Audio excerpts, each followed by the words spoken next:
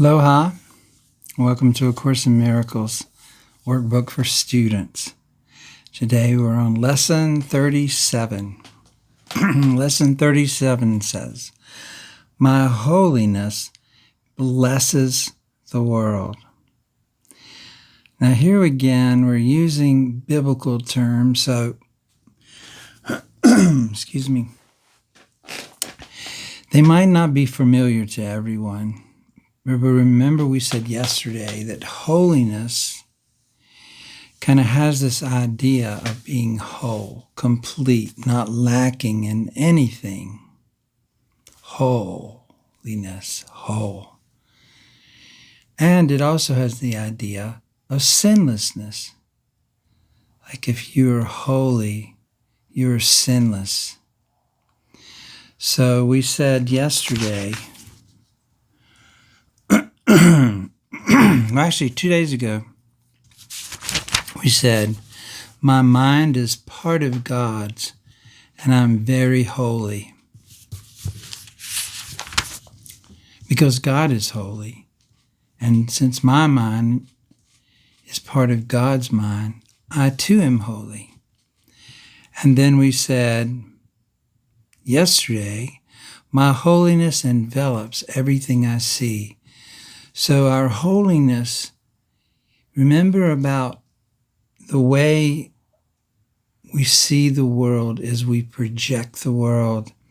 It's in our mind and we project it outside of ourselves. So if our mind is part of God's mind and His mind is holy, then our mind is holy. And when we really see this, and remember, we're not talking about the ego, but we're talking about our true self, our very essence, who we really are, that part of us that was created in the image of God and has never changed, is sinless, is holy. And that holiness is in our mind. It envelops everything we see, because everything we see is first in our mind, and then, of course, as it's projected outside of us. Projection makes perception, it says somewhere in the Course.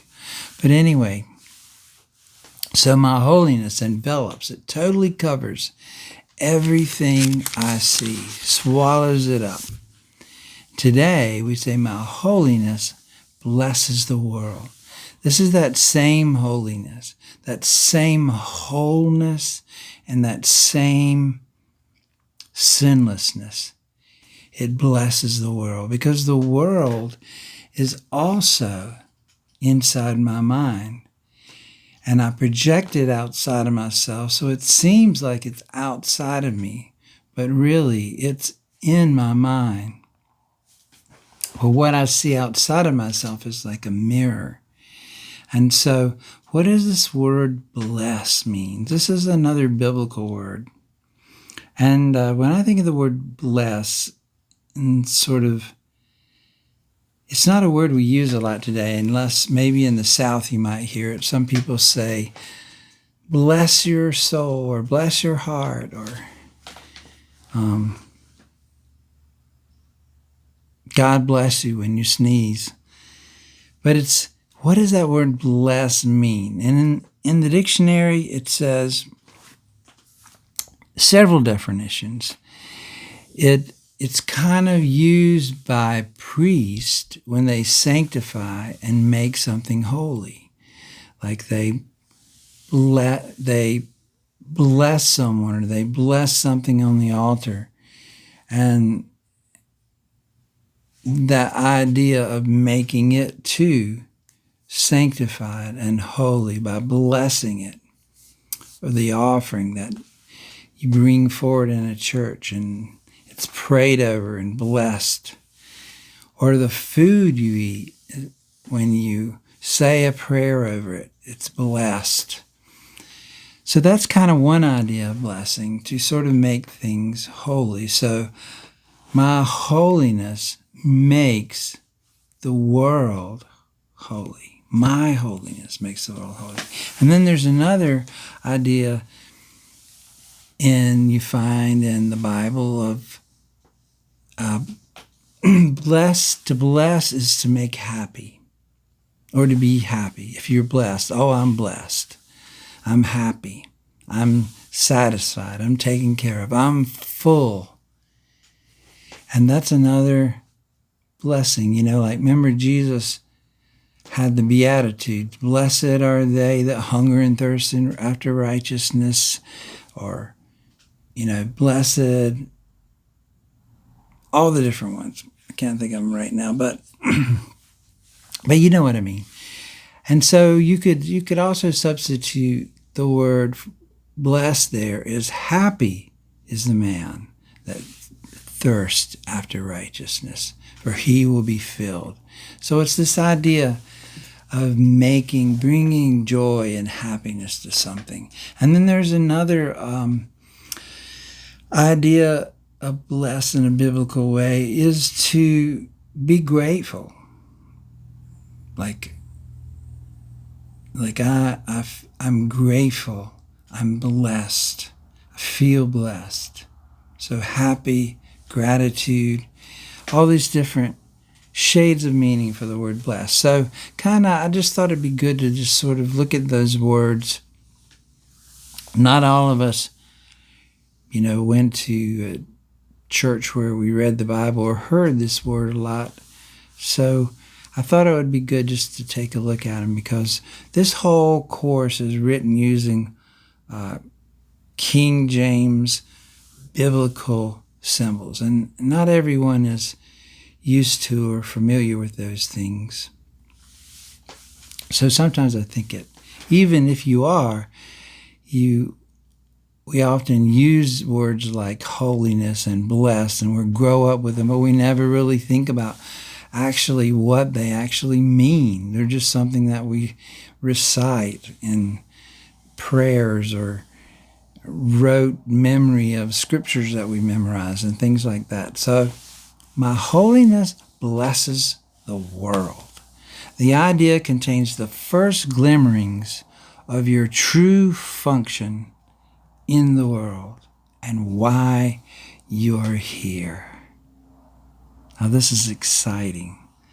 We're getting the first glimpse. Have you ever felt like, why am I here? What am I doing on this planet? Well, your purpose, the Course says, is to see the world through your own holiness. See the world through your own holiness. In other words, you see it through your own sinlessness.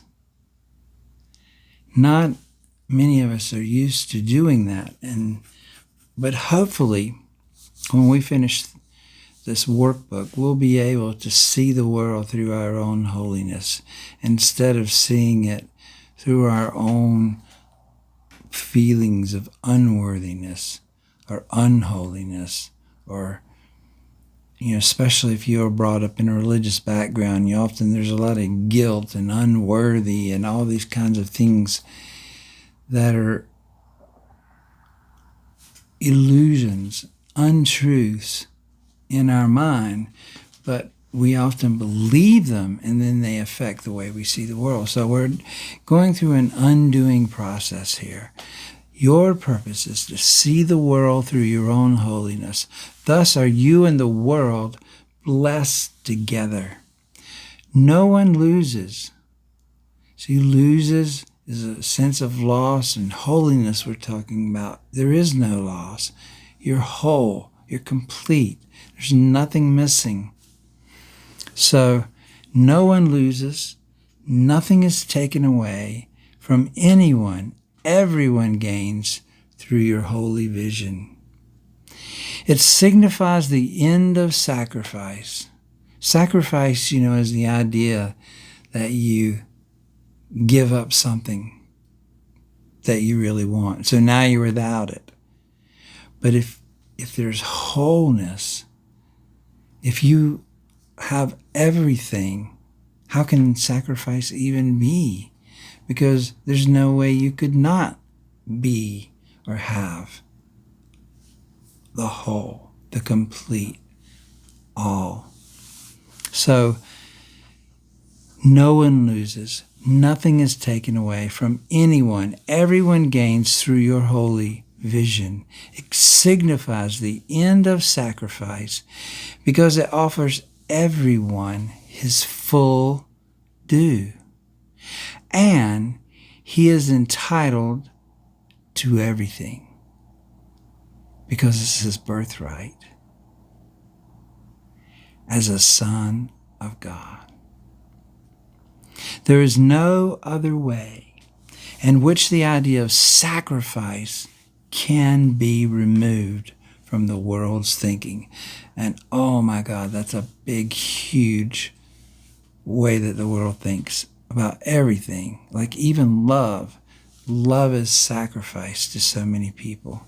Like if you really love, you'll sacrifice something and give up something for the other person or the other thing or the other cause. But sacrifice is a way of thinking that is not true to our true nature. And so the idea of sacrifice needs to be removed, and this is the only way. Any other way of seeing will inevitably demand payment of someone or something. As a result, the perceiver will lose, and that's us, the perceiver. Nor will he have any idea why he is losing. Yet is his wholeness restored to his awareness through your vision. Actually, I guess the perceiver would be the other person, because the he refers to perceiver. So, yet his wholeness restored to his awareness through your vision. Your holiness blesses him by asking nothing of him. Because you don't need anything, because you're whole. Right? Those who see themselves as whole make no demands. And once we get this, it is going to revolutionize our relationships, because a lot of relationships are built around sacrifice. Like proving to each other that we love or care about each other by making sacrifices or demanding sacrifices of the other person. But if you're whole and you're in a relationship, not where you need something from somebody else, but because you're whole, it's a totally different kind of relationship. It's not a needy relationship, but it's a giving relationship because you're whole and you've got nothing to give. And the more you give, the more you realize what you have. So anyway, any other way of seeing will inevitably demand payment of someone or something. So, your holiness blesses him by asking nothing of him. Those who see themselves as whole make no demands. And that's what we were just talking about. Your holiness is the salvation of the world. It lets you teach the world that it is one with you.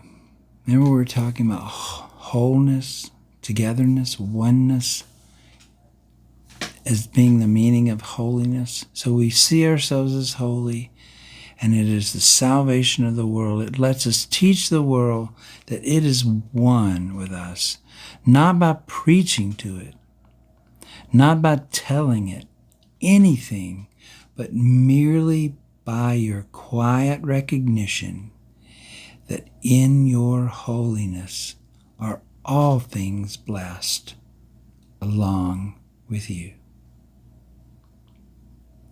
So that's kind of the introduction to today's lesson. My holiness blesses the world. It's a very, very, very powerful time learning and training our mind in these lessons of holiness, because they're really the very heart of the matter, because we don't feel holy. We've been told we're not holy, and we have this guilt that makes us feel like we shouldn't be blessed, or we definitely can't bless other people. So we're really coming to change this untruth in ourselves and see ourselves as we really are. We are holy because God is holy, because our minds are part of God's mind, and we are very, very holy. And if we weren't holy, then God wouldn't be holy, because we are part of God. So, today's lesson is going to be 4 longer exercise periods, each to involve 3 to 5 minutes of practice. Begin with the repetition of the idea of today, my holiness blesses the world, followed by a minute or so of looking about you as you apply the idea to whatever you see around you. My holiness blesses this chair. My holiness blesses that window. My holiness blesses that body. Then close your eyes and apply the idea to any person who occurs to you, using his name or her name and saying, my holiness blesses you, and call out their name. Bill, John, George, whatever, Sally, Sue. Then,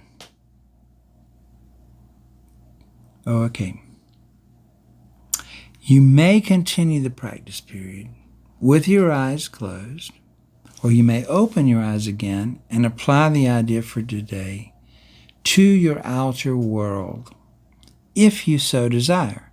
You may alternate between applying the idea to what you see around you and to those who are in your thoughts, or you may use any combination of these 2 phases of application that you prefer. Because remember, the Course is teaching us that really there's no difference between what is outside or seemingly outside and what is inside. Because really and truly, though we don't really realize it because of our eyes and all and our 5 senses, there is no difference. Because ultimately what we must learn is that there is nothing outside of us. Everything and everyone is inside of us, and we are inside of God, and we are a part of any other person that we meet. So, the practice period should conclude with a repetition of the idea with your eyes closed. My holiness blesses the world. And another following immediately with your eyes open. My holiness blesses the world. See, we bless the world inside, open our eyes. We bless the world outside, because the outside is a reflection of the inside. The shorter exercises consist of repeating the idea as often as you can. It is particularly helpful to apply it silently to anyone you meet, using his name as you do so, or her name. It is essential to use the idea if anyone seems to cause an adverse reaction in you. Offer him or her the blessing of your holiness immediately, that you may learn to keep it in your own awareness. So that's the lesson for today. My holiness blesses the world. And I bless you, my sister.